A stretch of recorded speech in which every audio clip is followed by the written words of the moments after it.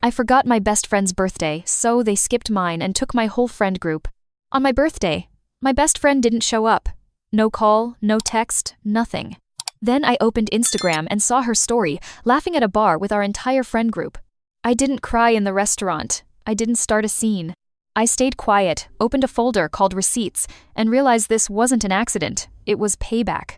My name is Olivia. I'm 28, and I live in Denver. I used to be the kind of person who believed adult friendships were solid by default.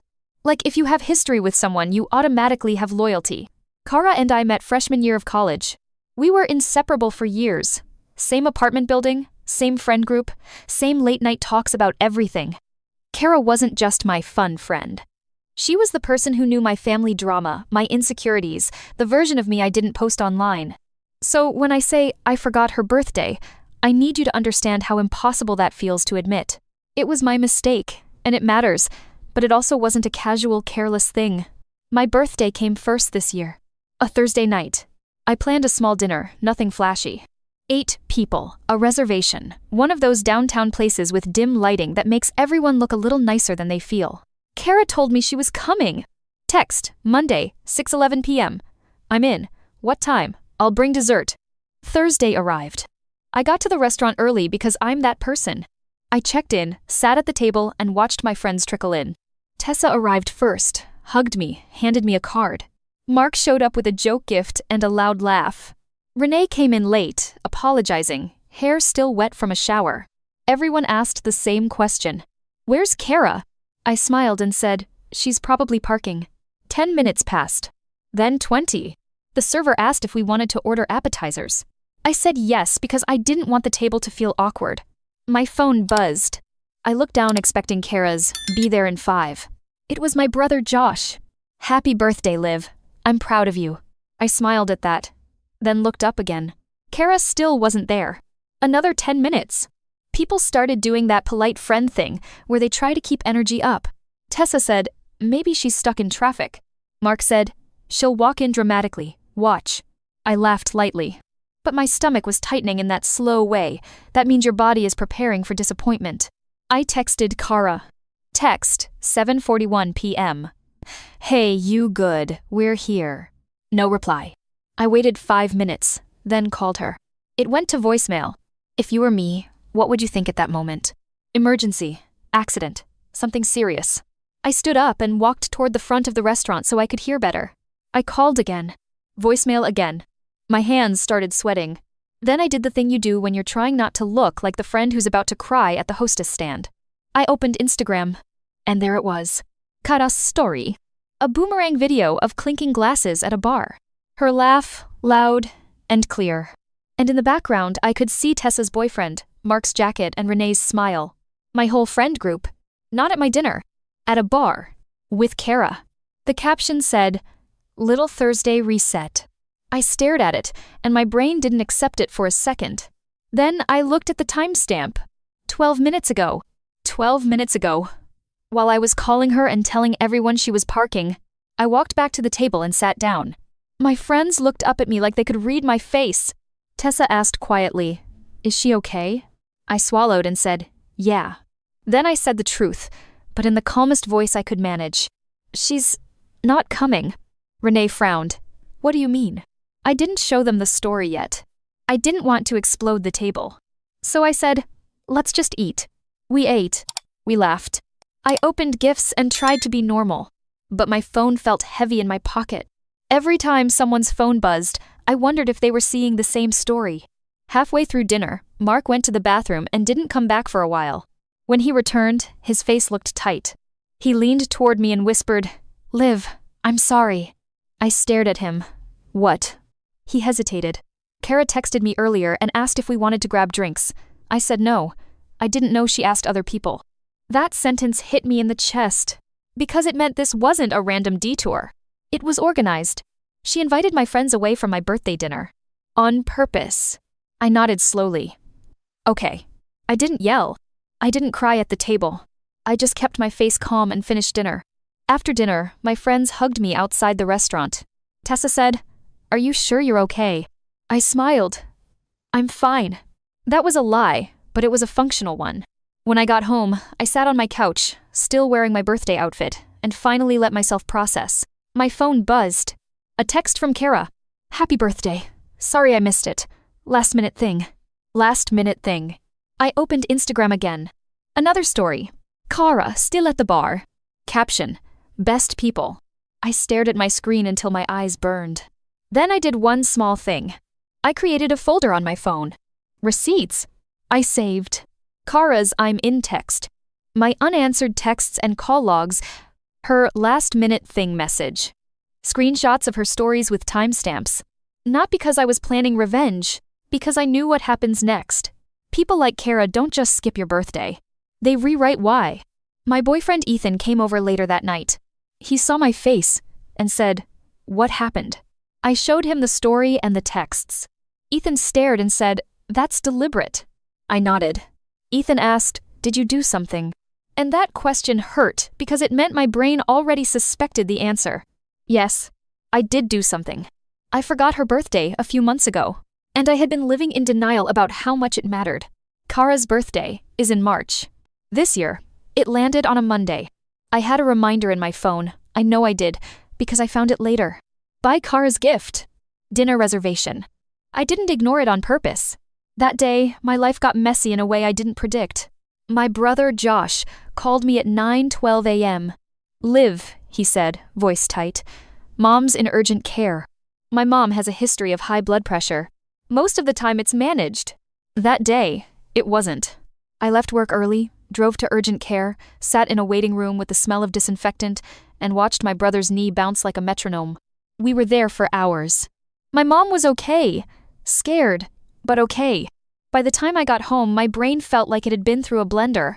I remember walking into my apartment, dropping my keys on the counter, and sitting down without even turning on lights. Then Ethan called and said, "How's your mom?" I told him. Then, I fell asleep on the couch in my work clothes. The next morning, I woke up, checked my phone, and saw a message from Kara. "Thanks for nothing." My stomach dropped. I looked at the date. It was her birthday. Yesterday. And I had missed it completely. Not just a gift. Not just dinner. I missed texting her. I called her immediately. She didn't answer. I texted. Text, Tuesday, 8:03 a.m.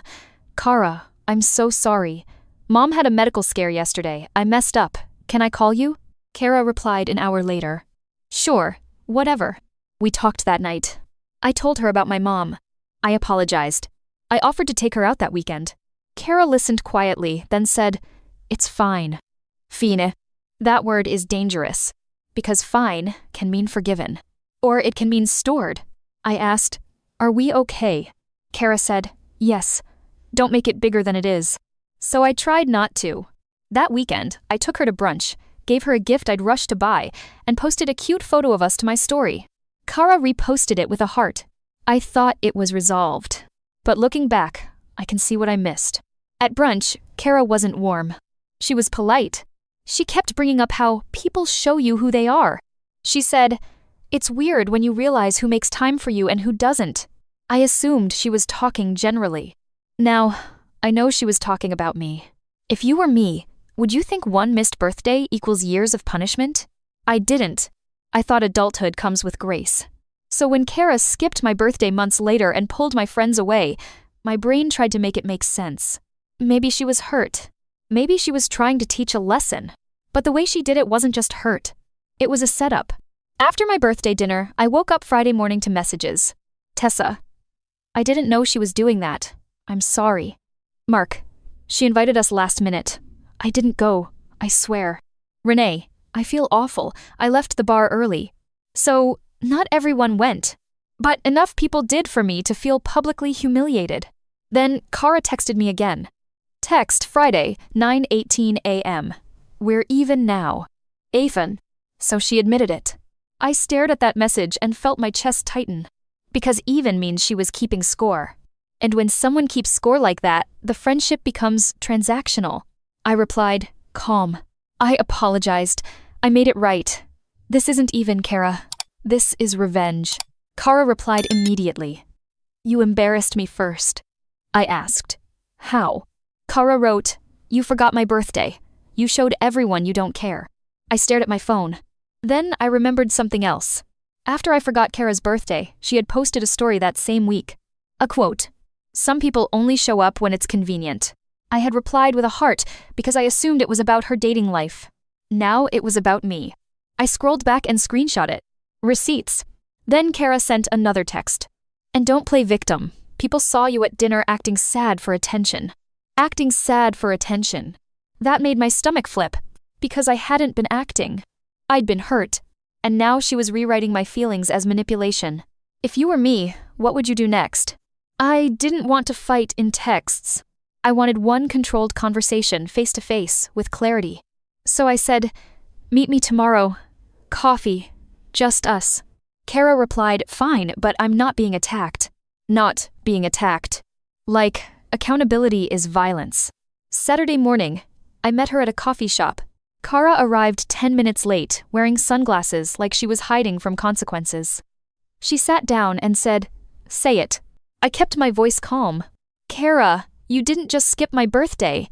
You invited people away from my dinner." Kara shrugged. "I didn't invite everyone. People chose." I nodded. "You posted it. You made sure it was seen." Kara smiled slightly. "So what? You deserve to feel it." I stared at her. "If you wanted to tell me you were hurt, you could have. You chose humiliation." Kara leaned forward. "You humiliated me when you forgot." I said, "I apologized. My mom was in urgent care. I didn't forget because I didn't care." Kara's eyes narrowed. Convenient excuse. That sentence made my chest go cold, because it meant she didn't believe me. Or she believed me and didn't care. I asked, calm, "Do you believe me about my mom?" Kara hesitated. Then she said, "It doesn't matter. You still didn't show up for me." There it was. In Kara's world, nothing matters except the feeling of being prioritized. Not context. Not real life. Not emergencies. Just the feeling. I took a breath. "Kara," I said, "you can be hurt, but you don't get to punish me publicly and call it fair." Kara leaned back. "You've changed. You think you're mature now. You're not." I nodded slowly. Then I asked the question that would decide everything. "Did you mean to end our friendship?" Kara blinked. "What?" I repeated, calm. "Did you mean to end it?" Kara looked away, then said, "If you can't take it, maybe you shouldn't have done it." She wasn't answering. She was threatening. So I said calmly, "Okay, then we're done." Kara's head snapped back. Wow. I stood up. I didn't insult her. I didn't cry. I said one line. "I made a mistake. You made it a strategy." Then I walked out. My phone buzzed the second I got to my car. "Kara, are you serious? After everything?" I didn't reply. Because the next step was predictable. She would recruit. She would rewrite. So I opened receipts and started organizing. Texts, timestamps, stories, the "we're even now" admission. Then Ethan texted me. "Do you want me to talk to Tessa and Mark? People are confused." I replied, calm. "No, I'll handle it clean." I wrote one message to the group chat with our core friends. "Hey, quick clarity. Kara skipped my birthday dinner on purpose as payback for me missing hers during a family medical emergency. I apologized and tried to make it right months ago. I'm not asking anyone to pick sides. I'm just asking you not to relay messages or rumors." Then I stopped. Because clarity beats chaos. Renee's message made my stomach tighten. Because I didn't just have a friendship conflict. I had a narrative conflict. And Kara was already selling her version. I replied to Renee calmly. "I did apologize. I took her to brunch. I have the texts." Renee wrote back, "She said you ignored her." I opened my messages with Kara and scrolled. Text, Tuesday, 8:03 a.m. "I'm so sorry. Mom had a medical scare. Can I call you?" Text, Tuesday, 9:14 a.m. "I want to make it right. Dinner this weekend." I screenshot those and sent them to Renee privately. Renee replied, "Oh, that, oh, mattered." Because it was the sound of someone realizing they were fed a story. Then Mark texted me separately. "Liv, Kara said you forgot her birthday because you were out with Ethan." That was a lie. And I felt something cold settle in my chest. Because now I understood. Kara wasn't just hurt. She was constructing a justification. I wrote back to Mark, calm. "My mom was in urgent care. I can show you the call logs and my text to Kara the next morning. Mark replied, I believe you. Then he added, Kara is telling everyone you're playing victim. Playing victim? That phrase is a trap. If you defend yourself, you're dramatic. If you don't, you're guilty. So I did the only thing that works with people like this. I stayed factual, and I stayed limited. I sent one message to the core group. I'm not debating this. If you want proof, I can show you. I'm not spreading drama. Then I stopped.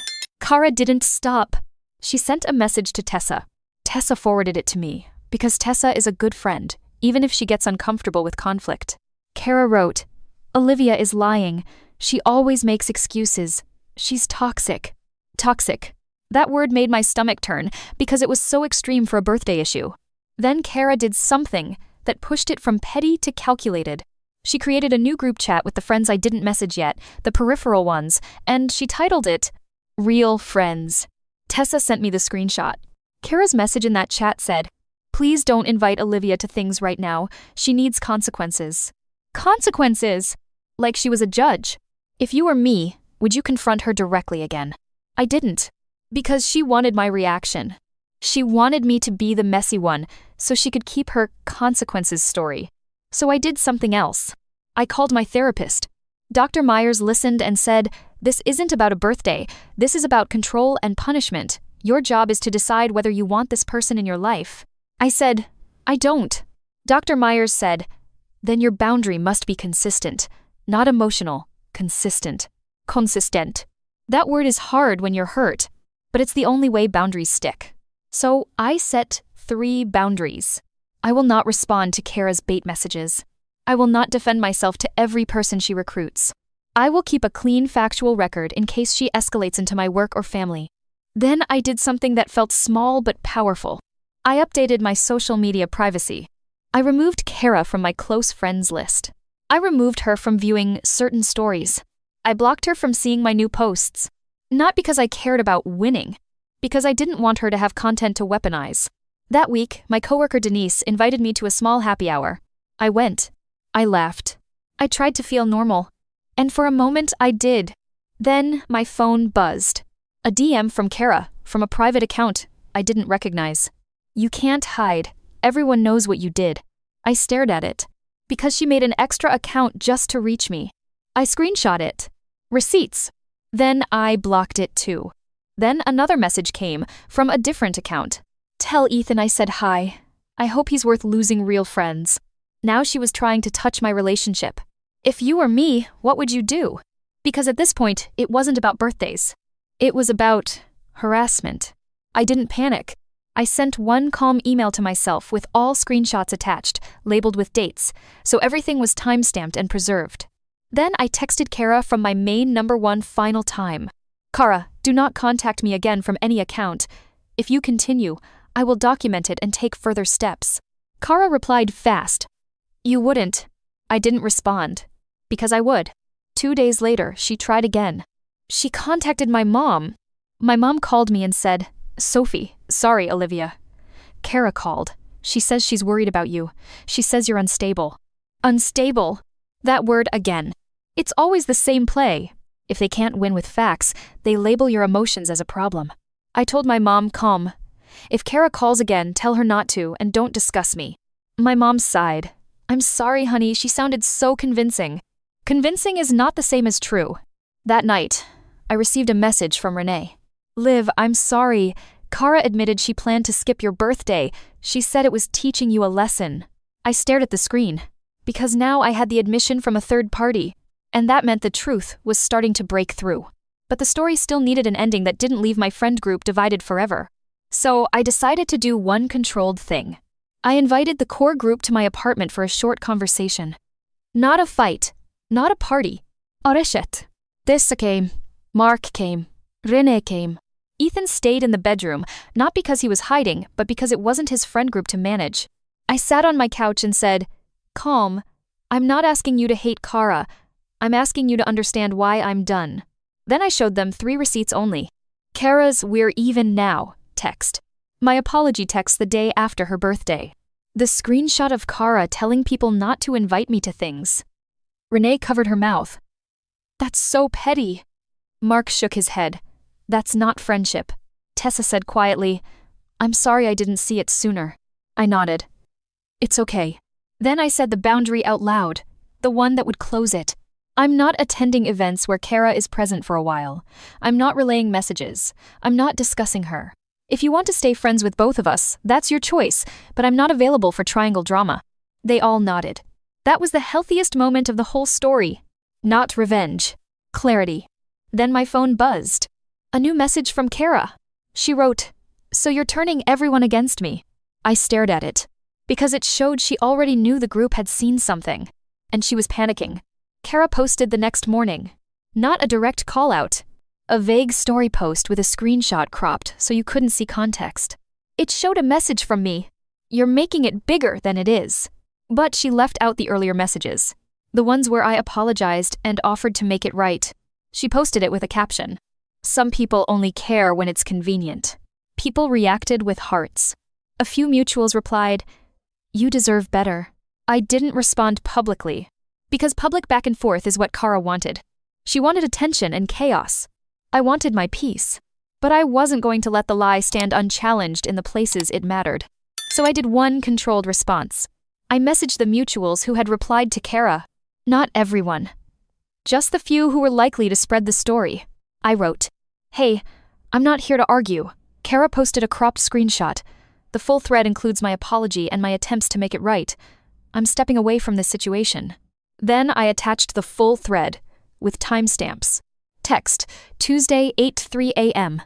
I'm sorry, Mom had a medical scare. Text, Tuesday, 9:14 a.m. Can I take you to dinner this weekend?